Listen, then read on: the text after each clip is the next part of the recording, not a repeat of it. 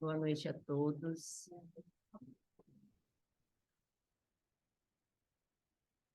Boa noite a todos. Eu, mestre Jesus, nos ampare, abra os nossos corações, acalme as nossas mentes, para que a gente consiga tirar o melhor proveito possível do ensinamento da noite. E, como eu não acredito em coincidências, e vindo de Simval e do Nefa menos ainda, o tema da noite ficou muito fácil de falar sobre o tema da noite depois da palestra do sábado do Rodrigo, né? Os pobres de espírito. Nós ouvimos muito sobre o risco do orgulho, de cultivarmos esse bichinho sorrateiro dentro de cada um de nós e quais as consequências que esse tipo de comportamento pode trazer para as nossas vidas. E o capítulo 43, ele começa falando de boas maneiras. À primeira vista, a gente pode imaginar que Emmanuel estaria falando de comportamentos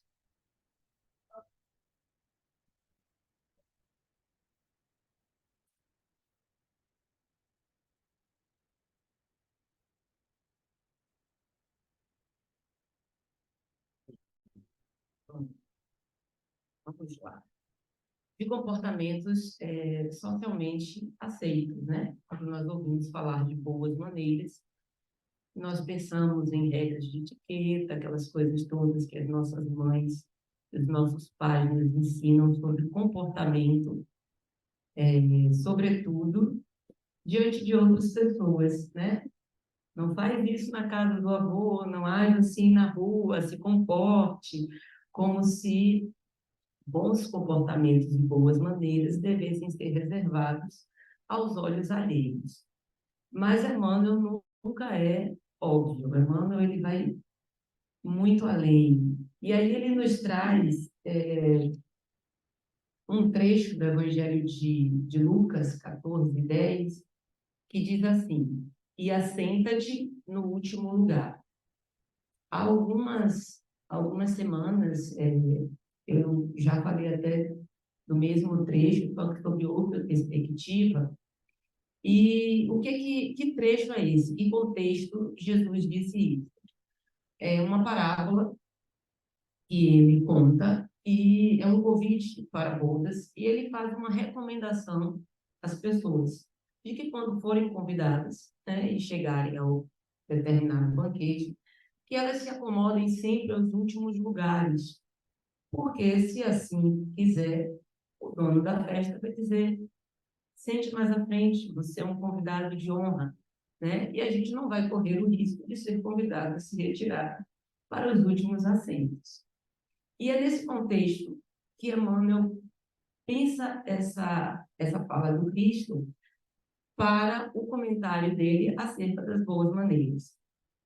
E, como o próprio Jesus, o ensinamento não é óbvio, não é apenas uma regra de etiqueta de se sentar aos últimos lugares e esperar ser convidado, né? A precedência de honra, mas um comportamento. O que fala para a gente se chegar em algum lugar e sentar nos últimos lugares? O que isso representa?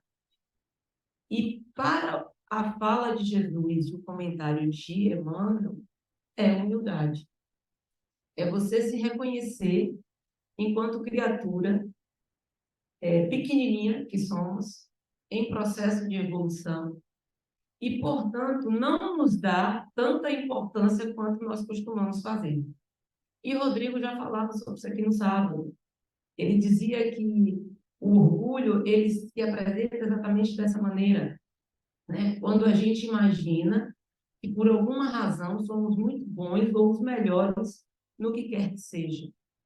Isso é o orgulho falando, porque, obviamente, não somos, né? Por muitas razões. O nosso mestre maior, que foi o maior exemplo de conhecimento, de entendimento da vida, sempre na sua vida cotidiana demonstrou-se um homem humilde, né? Imagine Jesus com toda a sua grandeza, conversando com seus discípulos e com o povo de maneira fraterna, amorosa. Então, é nessa linha que Emmanuel vai levar o entendimento do texto. E ele começa dizendo: o mestre, nessa passagem, proporciona inovidável ensinamento de boas maneiras. Certo, a sentença revela conteúdo altamente simbólico relativamente ao banquete paternal da bondade divina. Todavia, convém deslocarmos o conceito a fim de aplicá-lo igualmente ao mecanismo da vida comum. É pensarmos para além das boas maneiras que nós comumente conhecemos. A recomendação do Salvador presta-se a todas as situações em que nos vejamos colocados a examinar algo de novo, junto aos semelhantes. Alguém que penetre em uma casa ou participe de uma reunião pela primeira vez, timbrando demonstrar que tudo sabe ou que é superior ao ambiente em que se encontra, torna-se intolerável às circunstâncias. E aí, não é apenas na forma como nós nos expressamos e na forma como nós nos comportamos diante do outro, né? Como é que essa ajuda que nós pretendemos dar, ela chega?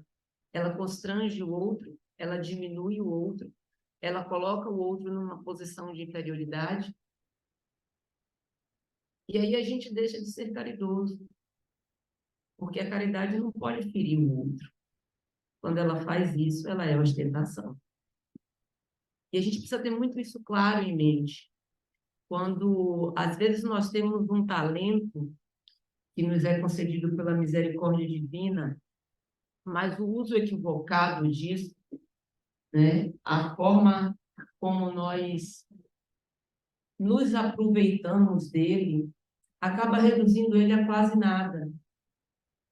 Porque tudo que a gente consegue é aquilo que os olhos veem, os olhos materiais são capazes de ver. É a recompensa, é a admiração do outro, é uma posição de autoridade, é ter uma relevância diante da sociedade na qual nos convivemos. Mas qual é a efetividade disso dentro da perspectiva moral do Cristo? Nós fazemos o bem porque o bem tem que prevalecer, porque é o entendimento cristão, ou nós fazemos isso porque isso vai nos dar algum retorno? Nós ensinamos ao outro para que o outro aprenda ou para mostrar a ele que nós sabemos mais? Então, é nessa perspectiva que Emmanuel nos alerta, para que nós possamos aproveitar bem as nossas possibilidades e fazermos bom uso desses talentos. E com certeza todos temos em alguma área, né? E aí ele continua: ainda que se trate de agrupamento enganado em suas finalidades ou intenções, não é razoável que o homem esclarecido, aí ingressado pela primeira vez, se faça doutrinador austero e exigente, porquanto, para a tarefa de retirar ou reconduzir almas, é indispensável que o trabalhador fiel ao bem inicie o esforço, indo ao encontro dos corações pelos laços da fraternidade legítima. Irmandade, harmonia, união. Isso é fraternidade legítima.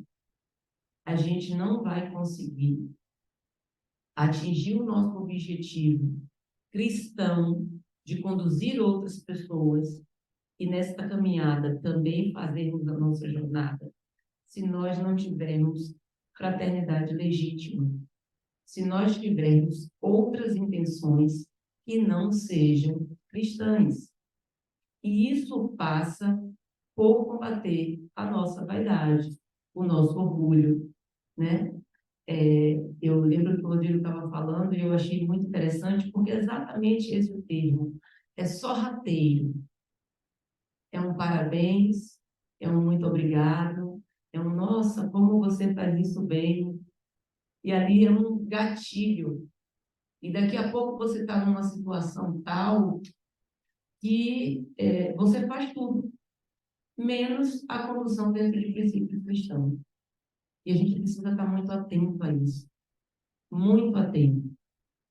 E o benfeitor, ele continua. Somente assim conseguirá alijar a imperfeição eficazmente, lançar fora, arremessar, retirar, eliminando uma parcela de sombra cada dia através do serviço constante. Sabemos que Jesus foi o grande reformador do mundo. Entretanto, corrigindo e amando, asseverava que a vieira do caminho dos homens para cumprir a lei.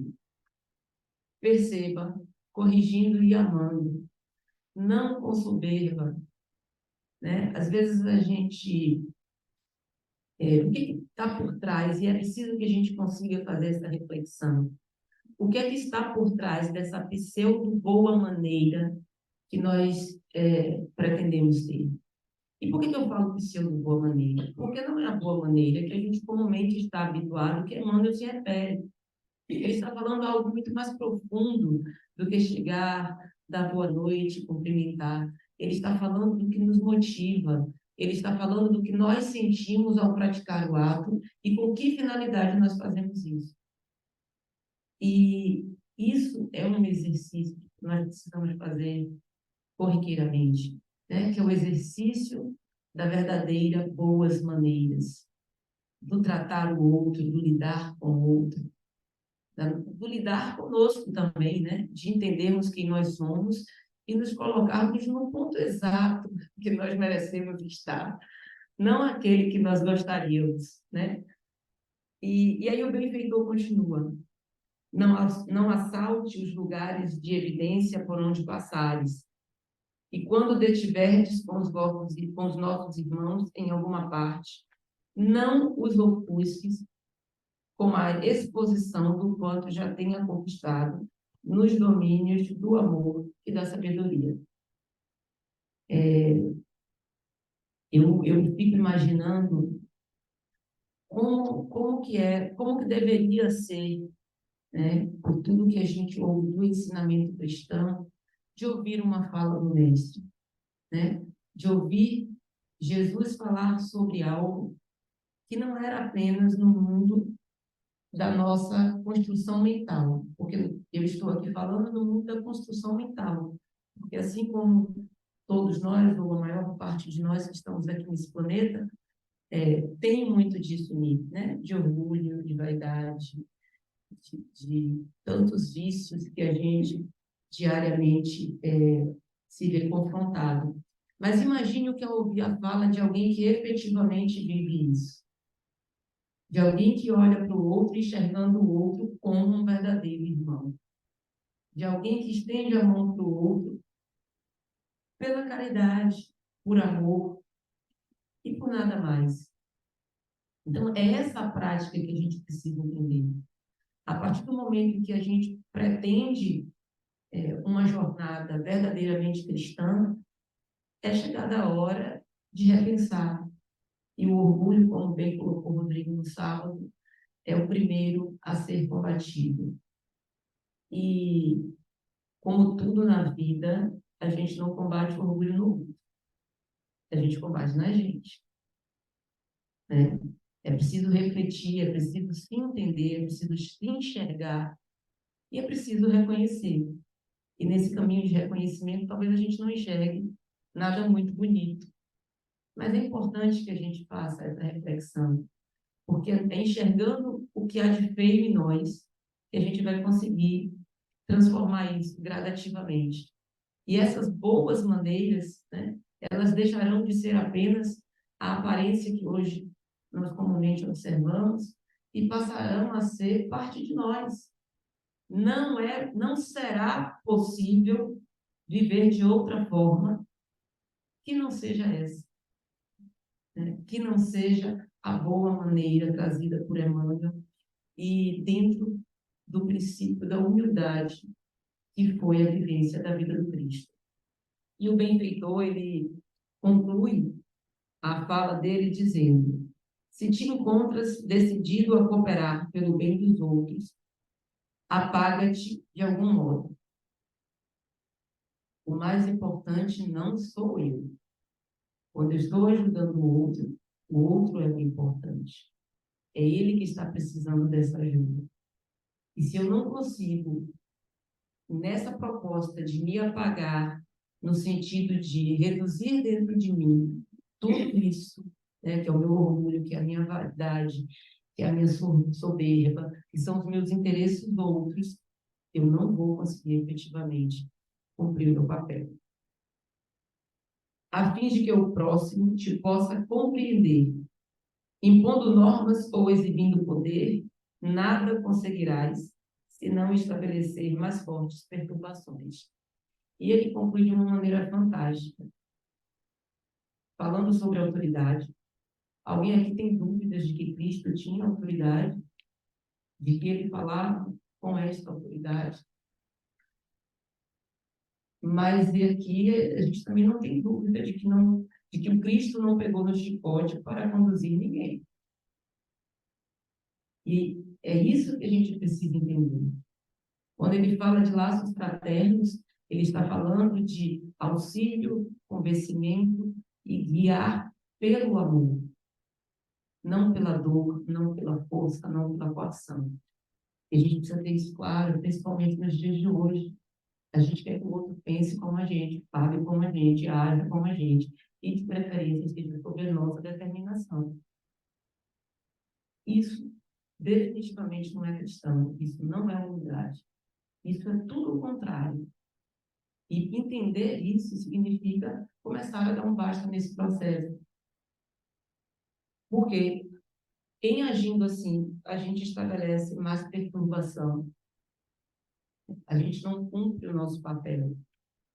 E eu acho que eu concluiria reforçando que mais do que, às vezes, a nossa fala, né, sobretudo para aqueles que estão mais próximos de nós, é o nosso exemplo, né? A palavra ela tem um poder enorme, mas a vida do Cristo foi exemplo.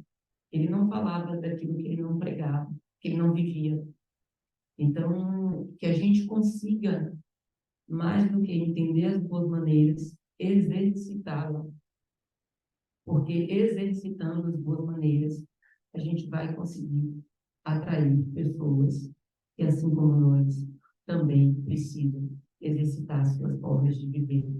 E que o Cristo nos ampare, nos auxilie, nos ensine diariamente a viver com fraternidade, com amor ao próximo, porque os dias estão cada vez mais difíceis.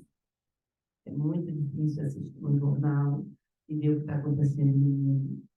Então, que a gente seja esse ponto de parada para esse loop de raiva, de ódio, né, de exercício da intolerância, que a gente consiga exercitar essas boas maneiras no nosso dia a dia, na nossa convivência com o nosso próximo e com os nossos distantes, que a gente olhe, né? Que a gente evite estar emitindo também aqueles desejos que nos tomam o coração e que a gente consiga recriar para que sejamos objetos de oração, de misericórdia divina e não de perturbação. Que o Cristo nos abençoe.